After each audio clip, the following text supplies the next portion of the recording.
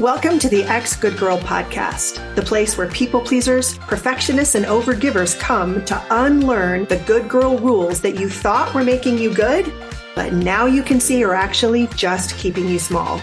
If you've spent your life being unable to say no, putting everyone else's needs and feelings above your own, constantly seeking external approval, or avoiding conflict to make others feel comfortable, if guilt and resentment feel like a constant weight in your life, it is time to learn to knock that shit off. Every episode, we dive into the stories, skills, and strategies that you need to stop shrinking, start speaking up, and to live a life that is authentically and unapologetically yours, while also deepening the connection and vulnerability in the relationships that matter to you. I'm glad you're here. Let's jump in.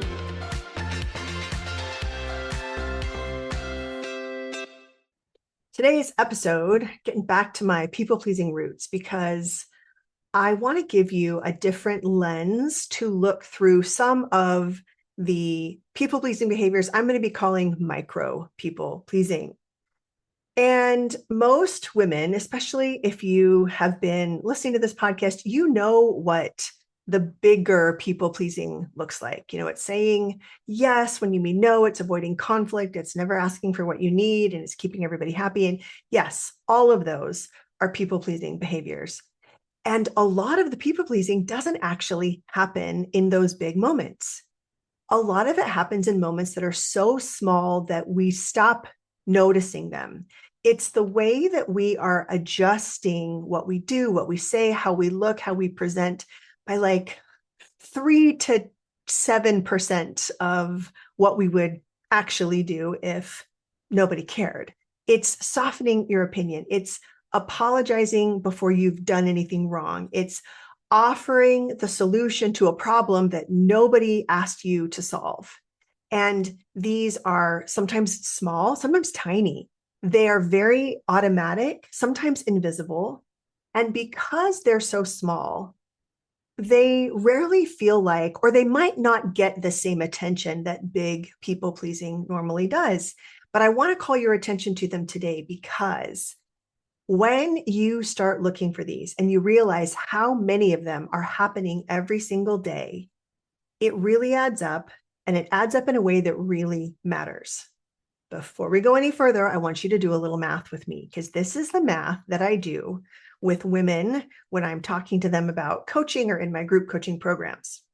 I ask them to tell me how many hours a day they spend worrying, rehearsing, thinking that somebody's mad at them, talking to other people about whether or not they were too much or too offensive, or if they should go back and fix it, dreading moments in the future where they think they're going to people please, or replaying moments in the past where they're disappointed in themselves that they didn't do something better. They're feeling resentful and anxious and fearful. And then because they're feeling all of that, they scroll or eat or distract themselves. It's a lot of time. And when I ask them to just ballpark it for me, most of the women that I coach and talk to say that it's somewhere between 3 to 5 hours a day where they are not in the present moment of their life. They're either replaying yesterday's conversation or rehearsing tomorrow's. And one important thing to remember is that that doesn't mean that this is happening like sitting in a chair. Their body is doing other things, going to work, driving carpool, making dinner, whatever. But it's the internal ruminating loop that just keeps churning and churning and churning. And so most of the time they tell me that that is between 3 and 5 hours a day. Let's just kind of play that out a little bit. 3 hours a day becomes 46 days a year. 4 hours a day is 61 days, and 5 hours becomes 76 days. That's an enormous amount of your time, energy, and brain space that just leaks out, adjusting and trying to predict and wondering if someone is upset. That's gone because your mind is busy managing relationships and situations that aren't even happening in the present moment. And here's the part that really fascinates me. Most of that time isn't spent on the big conversations. You've heard me do a lot of talking lately about the big conversations that I'm working with women on being able to have in a really comfortable, easy way. This is what I'm talking about today are the tiny moments. It's not obvious people pleasing. It's invisible or internal people pleasing, the kind that is stealing your attention, your energy, and then so much of your life. I want to tell you a quick story about a client of mine. She had received a text from her brother asking if she could watch their dog over Christmas. She got the message. She already knew it was a no, but instead of saying no, her brain like immediately went to work. Maybe I could do this, or what if I did? And that should feel familiar. My brain has done it 100 times. And so she offered to come another weekend so that the brother and his wife could still get away for a different trip. She hadn't even said no yet. No one had expressed disappointment in her. No one was pressuring her, and no one had even suggested that she do it a different day. Her brain went full bore forward, solving a problem so that the brother didn't feel any discomfort. The people pleasing didn't start when she offered another weekend. This is important. It started the minute her nervous system decided that it wasn't safe for her to let him feel uncomfortable or disappointed. And it made her responsible for preventing that. So you're going to notice that same thing. You're going to have little teeny tiny flares of discomfort, or you're going to notice rules that are just kind of running in the background where you have already decided, because of our good girl programming, our nervous system sends up a little signal, oh, we can't do this. It's not safe. It's not good. They won't like it. You're going to start noticing that. Or sometimes you're just going to notice that there's just this default habitual way you respond because that's just what good people do. I had an incident like that happen. This is several years ago. I was sitting in the dentist chair and the hygienist was cleaning my teeth and it was really hurting. And I think in the moment, if I had thought about it, I would have felt comfortable saying like, hey, this is a little uncomfortable. Or when she asked me, how you doing? I would have said, actually, it's hurting a little bit. But I just had this internal rule going that I needed to pretend like it didn't hurt so that I didn't hurt her feelings or so that I didn't look weak. And so I sat there, right, in pain for who knows how long now. I can't really remember. So I sat there in pain because that's what my kind of internal rule told me to do. These are instances of micro people pleasing, editing yourself to manage someone else's emotional experience. And once you see that pattern, you're going to start seeing it everywhere. For example, maybe you walk into work. Before you've even put your bag down, you notice yourself scanning everyone's mood. Who's stressed? Who's irritated? Who's quiet? Then without realizing it, you've already started adjusting yourself to match the room. Or someone asks a question about a decision you've made. Maybe they're curious. Maybe they just want some more information. You don't know because all they've done is ask the question, but your body hears criticism. And so you're already gearing up to explain yourself. You haven't been asked to defend your decision, but your nervous system is telling you we have to defend our decision here. Again, it takes leaning into, is this a nervous system reaction or is this just a rule that I have been taught that I need to manage? Am I just following the rule here? Maybe somebody asks you to help with something and you know that you don't have the capacity, but instead of saying, I can't, you feel like you have to leave a door open. You say, you know what, let me look at my schedule, which sometimes that is a perfectly legitimate thing to do when you don't actually know. But if you know, that's not what you're doing, right? You're leaving that door open so that you don't hurt their feelings or disappoint them by closing it firmly. So you say, maybe, or I'll see what I can do. And you don't decide anything and nothing is clear, but that door stays open because closing it feels harder. Or maybe you're around someone who makes a joke that is at someone else's expense or isn't funny. Maybe you laugh. And you're laughing not because it's funny, but because your nervous system decides that smoothing over the awkwardness is safer than letting it just be silent. Or maybe you're using sorry a lot. Someone bumps into you, sorry. You ask a perfectly reasonable question, sorry. You need to get around someone who's taking up the entire aisle at the grocery store and you say sorry. And again, individually, these might seem like small moments. They're not very significant, but collectively, I want you to just think about the amount of time that it's taking. Every single one of them is time and energy that you are devoting to managing other people's discomfort. So that's a great question. I want to just give you to start asking yourself, whose discomfort am I managing right now? Just start asking. Just give yourself a space that is free of judgment. Now, we got to say that. Yeah. Because if you're just going to like shit on yourself because this is coming up, then no, I don't want you to do that. But if you can make this into a little experiment, a little investigation, whose discomfort am I managing right now? That is so valuable to just look around and see, am I managing it because my nervous system is telling me that this isn't safe or because it is just a habit? Here's what I think is so important to understand. Most of these decisions aren't conscious.